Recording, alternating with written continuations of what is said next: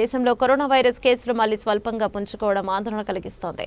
మే 19 నాటికి దేశవ్యాప్తంగా 257 active Covid కేసులు నమోదైనట్లు అధికారికంగా గణాంకాలు తెలుపుతున్నాయి. ఈ పరిణామంతో అప్రమత్తమైన ఆరోగ్య శాఖ అధికారులు వ్యాధి వ్యాప్తి తీరుతెన్నులపై నిశితంగా దృష్టి సారించారు. ఇప్పటికే హాంకాంగ్, సింగపూర్ వంటి దేశాల్లో కోవిడ్ కేసులు పెరుగుతుండడం గమనార్హం.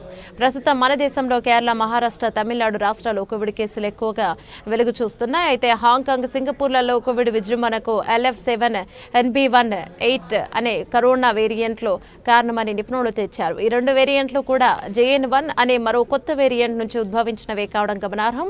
ఒమిక్రాన్ BA.2.86 వేరియంట్ను JN1 వేరియంట్ పుట్టుకొచ్చింది. దీని తొలిసారిగా 2023 ఆగస్టు నెలలో గుర్తించారు. గతంలో వచ్చిన వేరియంట్లతో పోలిస్తే 1-2 అదనపు జన్యు ఉత్పరివర్తనాల మ్యుటేషన్ల కారణంగా ఈ వేరియంట్కు వేగంగా వ్యాపించే సామర్థ్యం ఎక్కువగా ఉందని నిపుణులు చెబుతున్నారు.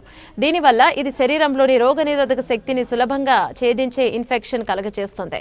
BA.2.86 వేరియంట్తో పోల్చినప్పుడు JN1లో ఒక మ్యుటేషన్ అదనంగా ఉంది.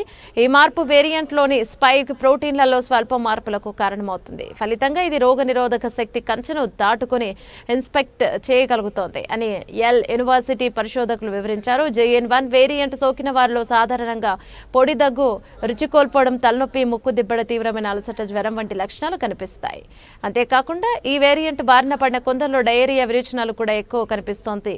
అయితే ప్రస్తుతం భారత్లో పరిస్థితి నిలకడగానే ఉందని అధికారులు స్పష్టం చేస్తున్నారు. నిన్న director general of health services నేతృత్వంలో కోవిడ్ పరిస్థితిని సమీక్షించేందుకు ఉన్నత స్థాయి అత్యవసర సమావేశం జరిగింది. సమావేశంలో వెల్లడైన వివరాల ప్రకారం నమోదవుతున్న కేసులు వ్యాధి లక్షణాలు చాలా వరకు ఓ మోస్తరుగానే ఉన్నాయని, బాధితులు ఆసుపత్రిలో చేర్పించాల్సిన తీవ్రత లేని విశ్వసనీయ వర్గాలు తెలియజేస్తున్నాయి. అయినప్పటికీ ప్రజలు అప్రమత్తంగా ఉండాలని, కోవిడ్ నిబంధనలు పాటించాలని అధికారులు సూచిస్తున్నారు.